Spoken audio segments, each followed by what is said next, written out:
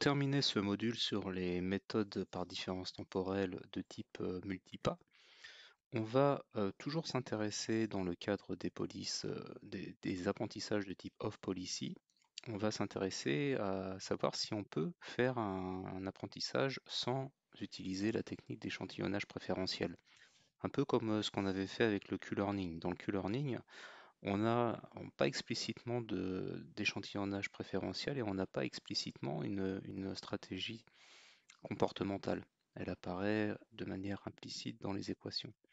Et donc l'idée ici, c'est de faire en sorte d'avoir un apprentissage off-policy un peu basé sur le Q-learning, c'est-à-dire sans explicitement utiliser de stratégie d'exploration comportementale. Et donc pour ça, en fait, il y a un algorithme qui existe, c'est l'algorithme de type n-step, multipas à arbre. Alors on va voir pourquoi on appelle ça un algorithme à arbre. L'idée, en fait, c'est de partir d'un arbre. On va considérer, par exemple, qu'on a pris une action, donc précédemment on était dans un état ST, on a pris l'action AT, donc on arrive là. Et puis ce qu'on fait généralement quand on souhaite faire des prédictions, ce qu'on a fait jusqu'à présent, c'est que pour trouver la valeur de l'état ST, en fait, eh bien, on utilisait la récompense RT plus 1, et puis on ajoutait l'estimation des valeurs d'état action sur l'état ST plus 1 ici.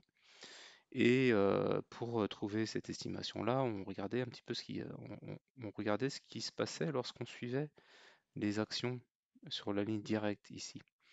Et là, l'idée, en fait, c'est non plus de s'intéresser aux actions qui sont sur la ligne directe, mais aux actions qui sont sur les côtés ici. Donc, en fait, si on appelle ça un arbre, on peut considérer que les petits points d'action ici sur les côtés sont comme des feuilles.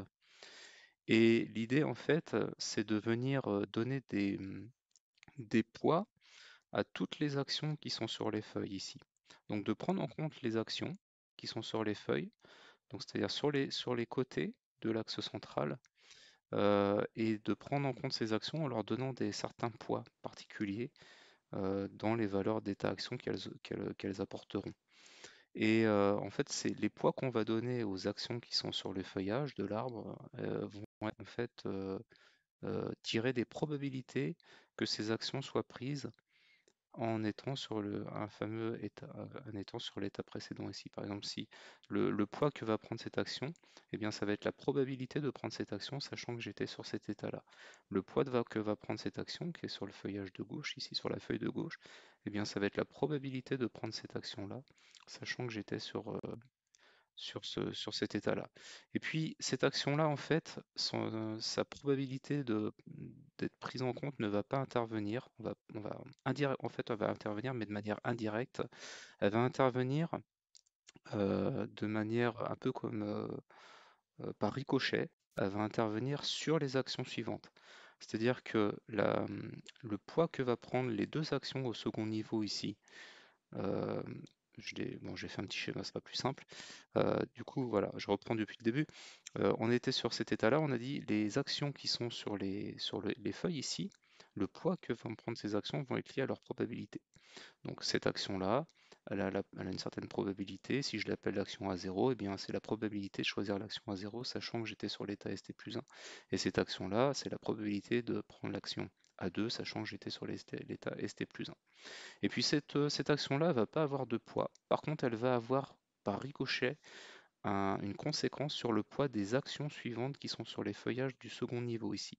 Comment? Eh bien en fait, l'action de les actions de ce second niveau, à gauche, là sur la feuille de gauche, on retrouve le poids qui est de la probabilité de prendre cette action sachant qu'on est sur cet état-là, mais on vient en plus multiplier par la probabilité d'avoir pris cette action sachant qu'on était sur cet état-là.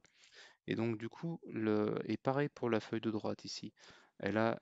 Son poids va avoir la probabilité de choisir cette action sachant qu'on est sur cet état-là, mais on va venir multiplier par la probabilité d'avoir choisi cette action centrale alors qu'on était sur cet état-là. Et du coup, on voit que les probabilités ici, sur le second niveau, eh bien en fait, elles vont être plus petites que celles du premier niveau, parce qu'elles vont être coefficientées par la probabilité de choisir l'action centrale, ici. Et puis ça va être la même chose après, sur le troisième niveau. Sur le troisième niveau, eh bien, on va récupérer la probabilité personnelle entre guillemets de cette feuille-là et la probabilité personnelle de cette feuille-là qui sont en rouge, mais on va venir multiplier par les probabilités centrales précédentes, donc par le produit des probabilités centrales qui étaient qui étaient sur l'arbre. Et du coup, eh bien, c'est comme ça qu'on va venir construire notre algorithme multipas à arbre. Et donc, dans la prochaine vidéo, on va regarder comment on met tout ça en équation.